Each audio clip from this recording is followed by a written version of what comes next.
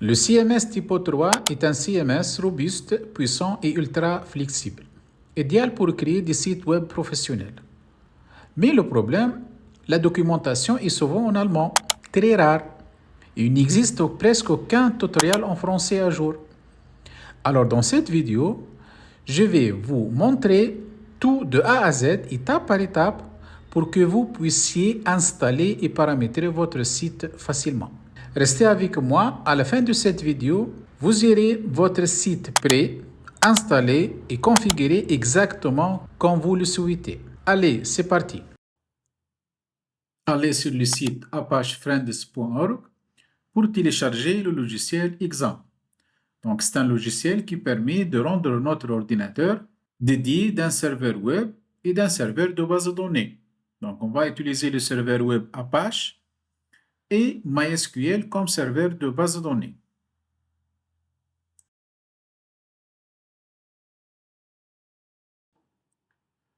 Après l'installation, lancez le logiciel Example. Ensuite, lancez les deux serveurs Apache et MySQL.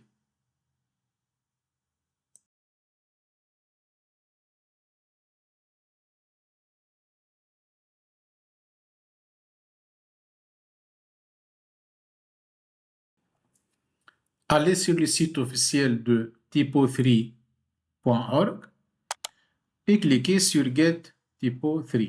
Donc, on va utiliser la version 14 ici.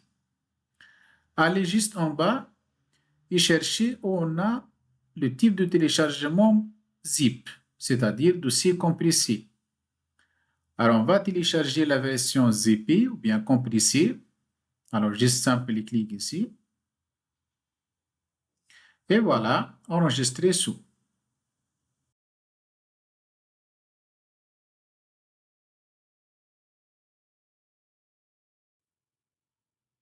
Ensuite, on va faire l'extraction.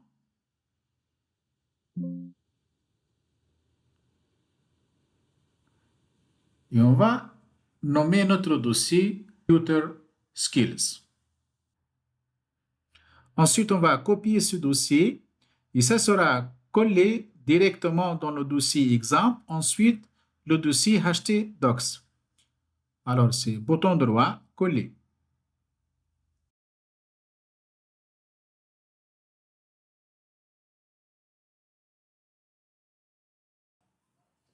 Je vais copier exactement le nom du dossier. Alors, ce sera bouton droit, renommer ensuite bouton droit, copier. Ensuite, allez dans votre navigateur, puisque les deux serveurs sont déjà lancés. Et on va taper localhost/future skills. Voilà, donc cette erreur est classique. Alors, on a quelques extensions qui ne sont pas encore activées. Allez sur votre navigateur Apache, config, ensuite php.ini. Et on va chercher dans ce fichier l'extension intl. Alors, CTRL F, intl. Voilà. Alors, pour activer n'importe quelle extension, juste supprimer le point virgule. Voilà. Ensuite, pour GMP, c'est essentiel pour notre installation. Ensuite, zip, l'extension zip. Alors, juste supprimer le point virgule. Bien sûr, il faut enregistrer le fichier de la configuration. Alors, arrêtez et démarrer les deux serveurs. À chaque modification de ce fichier, il faut arrêter, démarrer le serveur. Donc, allez dans votre page, actualiser, et voilà. Alors, on a un petit problème aussi. Avant tout, je dois rectifier le nom du dossier. Ça sera Future Skills. Voilà. Ensuite, on va configurer notre serveur web pour pointer directement sur le dossier de notre site.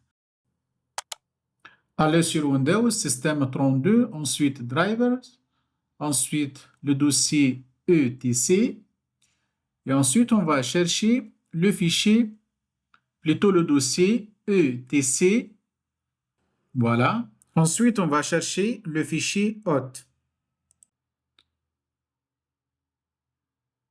Voilà, ça c'est le fichier. Donc, il faut le déplacer sur le bureau puisque c'est impossible de le modifier directement sur les remplacements.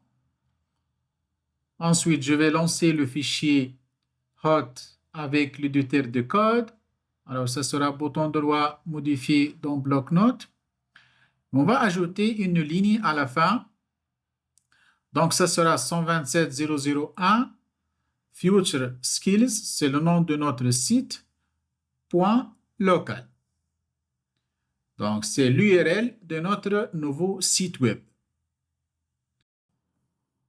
Ensuite, faire l'enregistrement. Ensuite, on va déplacer notre fichier de bureau vers l'emplacement original. Continuer, OK.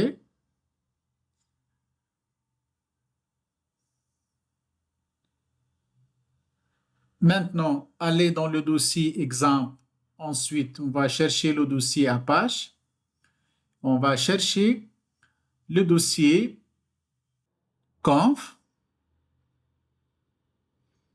Voilà. Ensuite, extra. Et juste en bas, on va chercher virtual host. Alors, je vais modifier directement ce fichier. Alors, juste en bas, on va supprimer les commentaires de cette partie. Donc, c'est virtual host.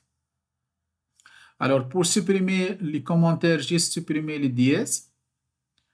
Voilà. Simple, supprime. Alors, on va supprimer cette ligne, on n'a pas besoin. Document root. Alors, on va modifier ça. Ça sera cd.exemple htdocs. Ensuite, le nom du dossier. Future Skills. Voilà. Alors, pour le server name, donc on va supprimer les commentaires. Et ça sera future skills.local. Et pour les deux autres lignes, on va les supprimer. On n'a pas besoin pour l'instant. Bien sûr, il faut enregistrer le fichier. Aller sur fichier enregistrer. Voilà. Maintenant, il faut arrêter et démarrer les deux serveurs, Apache et MySQL.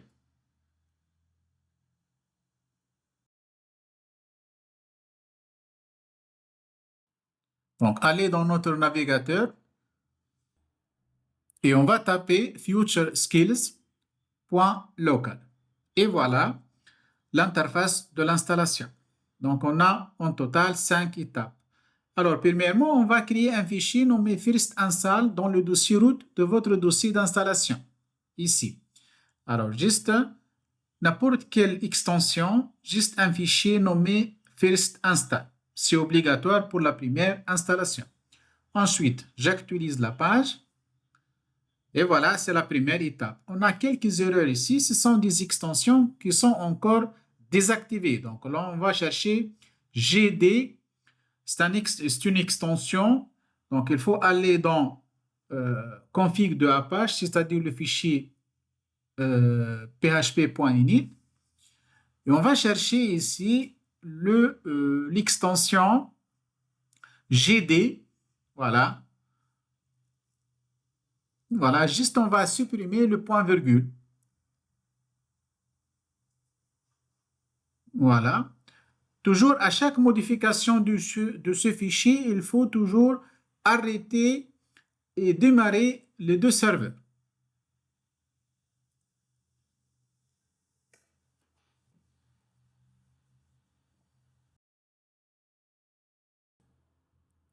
Actualiser la page.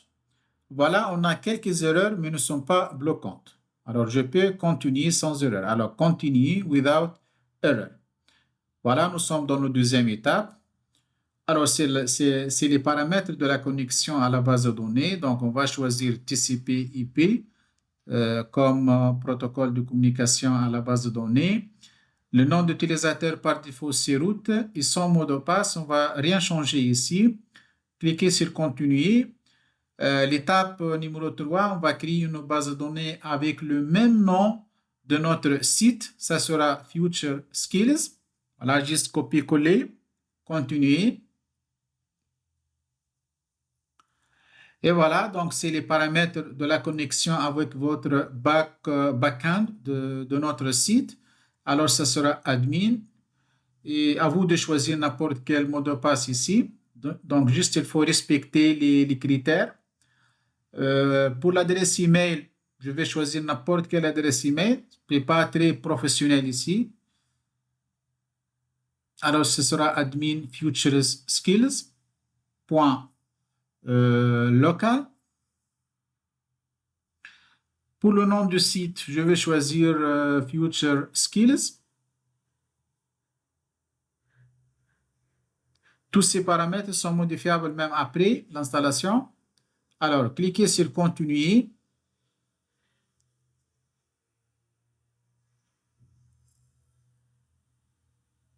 Très bien. Alors, dans cette étape, on va télécharger la liste des distributions. Donc, juste pour avoir des contenus par défaut. Alors, il faut cocher ces deux options. Open the Typo3 backend. Et voilà notre dashboard ou bien notre backend. Je vais taper les paramètres de la connexion. Voilà, login. Et voilà l'interface d'administration. Parfois, il demande plusieurs fois le mot de passe, donc il faut toujours saisir votre mot de passe. Alors, c'est bon, voilà l'interface de backend de notre site. Voilà, c'est la fin de cette vidéo. On se voit à la prochaine.